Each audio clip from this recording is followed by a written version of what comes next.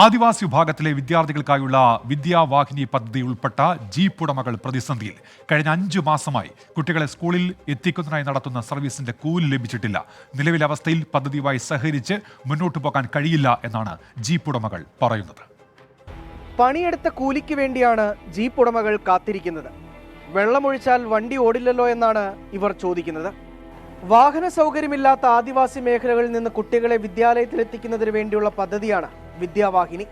ഈ പദ്ധതിയുടെ ഭാഗമായി സർവീസ് നടത്തുന്ന ജീപ്പ് ഉടമകളാണ് പ്രതിസന്ധി നേരിടുന്നത്. കഴിഞ്ഞ സെപ്റ്റംബർ മാസത്തിന് ശേഷം 1 രൂപ പോലും ഈ ഡ്രൈവർമാർക്ക് ലഭിച്ചിട്ടില്ല എന്നാണ് പരാതി. അതായത് കഴിഞ്ഞ 5 മാസമായി സ്വന്തം കയ്യിലെ കാശെടുത്ത് ഡീസൽ അടിച്ചാണ് ജീപ്പ് സർവീസ് നടത്തി കുട്ടികളെ സ്കൂളിലെത്തിക്കുന്നത്. പണം ലഭിക്കാതെ വന്നതോടെ നിത്യച്ചെലവിന് പോലും വകയില്ലാത്ത അവസ്ഥയിലേക്ക് എത്തിയെന്നാണ് ഡ്രൈവർമാർ പറയുന്നത്.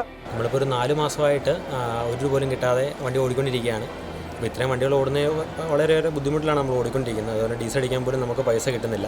അതുപോലെ തന്നെ കുട്ടികളുടെ പഠിത്തം മുടങ്ങണ്ടല്ലോ എന്നോർത്ത് മാത്രമാണ് നമ്മളിപ്പോഴും ഇത് നിർത്താതെ ഓടിക്കൊണ്ടിരിക്കുന്നത്. ഇനിയിപ്പോൾ ഇങ്ങനെ കണ്ടിന്യൂ ചെയ്യുവാണെങ്കിൽ നമ്മളെക്കൊണ്ട് ഇനി സാധിക്കില്ല. കാരണം ഡീസൽ അടിക്കണം, വണ്ടിയുടെ മെയിൻ്റനൻസ് കാര്യങ്ങളെല്ലാം കൂടെ നോക്കുമ്പോഴത്തേക്കും നമുക്ക് ഇനിയിപ്പം ഈ പൈസ കിട്ടാതെ വണ്ടി ഓടിക്കാൻ പറ്റാത്തൊരു സിറ്റുവേഷനിലേക്കാണ് വരുന്നത്.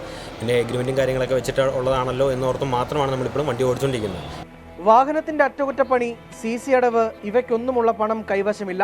കുടിശ്ശിക തുക ലഭിക്കാതെ ഇനി മുമ്പോട്ട് പോകാനാവില്ലെന്നാണ് ജീപ്പ് ഉടമകളുടെ നിലപാട്. ഇന്ധനം നിറയ്ക്കാനുള്ള തുക പോലും ഇല്ലാതായതോടെ സർവീസ് നിർത്തിവെക്കാൻ നിർബന്ധിതരാകുമെന്നും ജീപ്പ് ഉടമകൾ മുന്നറിയിപ്പ് നൽകുന്നു.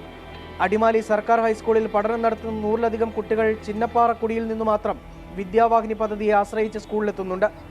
മാങ്കുളം അടക്കമുള്ള മേഖലകളിലും കുട്ടികൾ ഈ പദ്ധതിയെ ആശ്രയിക്കുന്നു.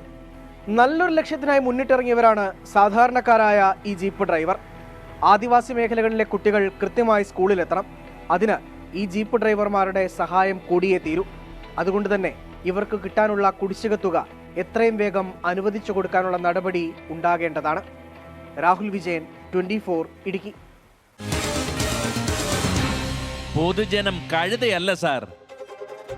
സ്കൂളുകളിൽ നിന്ന് ആദിവാസി വിഭാഗത്തിലെ വിദ്യാർത്ഥികളുടെ കൊഴിഞ്ഞുപോക്ക് തടയുന്നതിനും അവരുടെ പഠനം പ്രോത്സാഹിപ്പിക്കുന്നതിനുമാണ് വീടുകളിൽ നിന്ന് തന്നെ യാത്രാ സൗകര്യം ഒരുക്കിയത്. പദ്ധതി നിർവഹണത്തിലെ ആശയക്കുഴപ്പവും ഫണ്ടിന്റെ ലഭ്യതക്കുറവും പദ്ധതിയുടെ താളം തെറ്റിച്ചതോടെ കുട്ടികളുടെ പഠനം മുടങ്ങുന്ന സ്ഥിതിയാണ്. സർക്കാർ അടിയന്തരമായി ഇടപെടണം എന്നാണ് ആവശ്യം. പ്രതികരണങ്ങളിലേക്ക്. വളരെ പരിതാപകരമായ ഒരു അവസ്ഥയിലാണ് ഈ ബസ് ജീപ്പിൻ്റെ ഓണേഴ്സ്. അവർക്ക് പൈസ കിട്ടാത്തതുകൊണ്ട് അവർ വലിയൊരു കുടിശ്ശികയിലേക്ക് അല്ലെങ്കിൽ കടബാധ്യതയിലേക്ക് കടന്നുകൊണ്ടിരിക്കുകയാണ്. ട്രൈബൽ ഡിപ്പാർട്ട്മെൻറ്റിൻ്റെ ഭാഗത്തു നിന്ന് നല്ലൊരു ഇടപെടലുണ്ടായി കുടിശ്ശികയായിട്ടുള്ള തുകകൾ എത്രയും വേഗത്തിൽ ലഭ്യമാക്കാനായിട്ടുള്ള ഒരു പ്രവർത്തനം ഉണ്ടാവണമെന്നാണ് ഞാൻ അപേക്ഷിക്കുന്നത്. വരുമാനമൊന്നുമില്ല, നമ്മൾ ഈ വണ്ടി കൊണ്ട് തന്നെയാണ് കഴിഞ്ഞു പോകുന്നത്. പിന്നെ ഈ എഗ്രിമെൻറ്റ് വെച്ചുകൊണ്ട് മാത്രമാണ് ഞങ്ങളിപ്പോഴും പിള്ളേരെടുക്കുന്നത്. അല്ലെങ്കിൽ ഞങ്ങൾ ഇതിനു മുമ്പ് തന്നെ വണ്ടി ഓട്ടം നിർത്തേണ്ടായിരുന്നു. നമുക്കൊരു 4 മാസത്തോളം പെൻഡിങ് ആണ്. കഴിഞ്ഞ അവിടെ ഒരു വാർത്ത കൊടുത്ത കാരണം കൊണ്ട് മാത്രമാണ് ഒരു 2 മാസത്തെ പൈസ ഇവർ കയറ്റുന്നത്. അത് കഴിഞ്ഞ് പിന്നെ അവർ സ്റ്റോപ്പ് ചെയ്തു. എപ്പോൾ ചോദിച്ചാലും ഫണ്ടില്ലാന്ന് മാത്രമാണ് പറയുന്നത്. ഏതായാലും ആ കുരുന്നുകളുടെ പഠനം മുടങ്ങിക്കൂടാ. അക്കാര്യത്തിൽ ഇടപെടലുണ്ടാകണം. സാമ്പത്തിക പ്രതിസന്ധി പലയിടങ്ങളിലുണ്ട്. ഈ മേഖലയിലും അത് നിലനിൽക്കുന്നു. അത് അവരുടെ പഠനം മുടങ്ങുന്നതിലേക്ക് എത്തിച്ചുകൂടാ. നടപടി ഉണ്ടാകുമെന്ന് നമ്മൾ പ്രതീക്ഷിക്കുന്നുണ്ട്.